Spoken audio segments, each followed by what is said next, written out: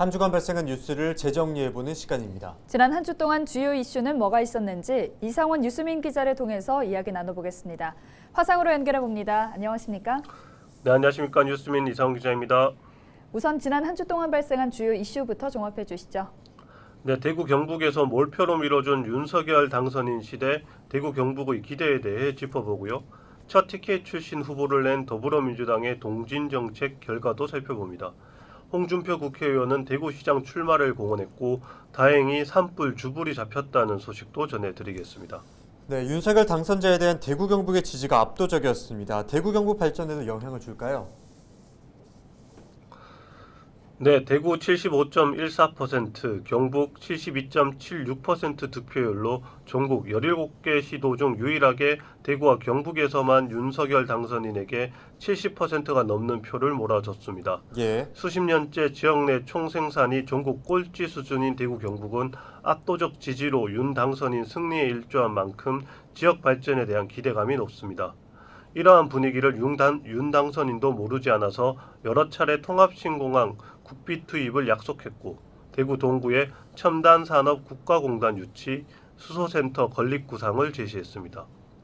대구시와 경북도가 제안한 정책도 상당 부분 수용한 것으로 알려지고 있습니다.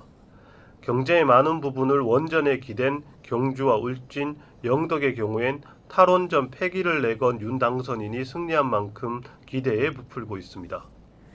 더불어민주당은 안동 출신 이재명 후보를 내세워 대구 경북 공약에 나서기도 했었는데요. 결과가 기대만큼은 아니었죠.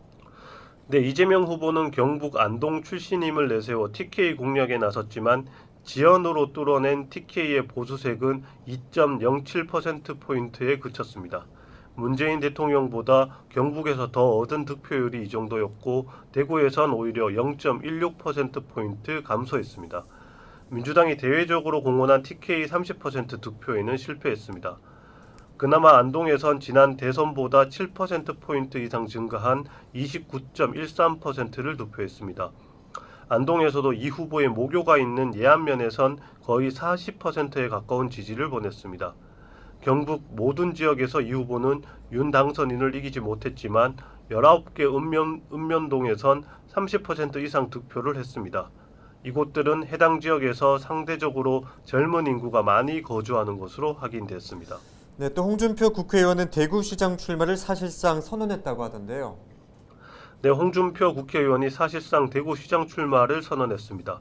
지난 대선 기간 중 여러 차례 대구시장 출마 가능성을 시사했던 홍 의원은 대선이 끝나자마자 청년의 꿈을 통해 대구시장 출마를 기정사실화했습니다. 예. 지난 10일 홍 의원은 청년의 꿈에서 우여곡절 끝에 정권 교체가 되었다.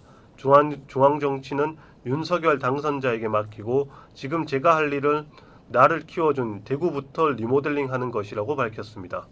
홍 의원의 출마 선언으로 국민의힘 내부에서 대구시장 후보 자리를 두고 치열한 경쟁이 예상됩니다. 권영진 대구시장이 3선 도전을 일찌감치 밝혔고 이진숙 전 대전 MBC 사장, 김재원 최고위원, 유성걸 국회의원도 도전 가능성이 점쳐집니다. 네, 끝으로 10일간 이어지며 많은 피해를 남긴 울진 삼척의 산불 상황도 정리해 주시죠. 네, 지난 13일 오전에 울진 산불 주불이 진화됐습니다. 발생한 지 213시간 만에 꺼져서 역대 최장시간 산불로 기록됐습니다. 12일 대부분의 화선을 진압했고 13일 비가 내리면서 주불 진화에 도움이 됐습니다.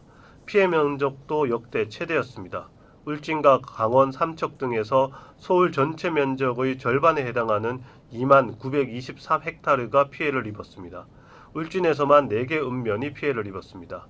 인명 피해는 없었지만 주택 319채가 전소되는 등 재산 피해가 컸고 이재민도 337명 발생했습니다.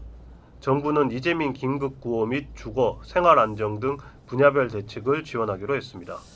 네, 지금까지 이상원 뉴스민 기자와 주간 이슈 살펴봤습니다. 고맙습니다. 네, 감사합니다.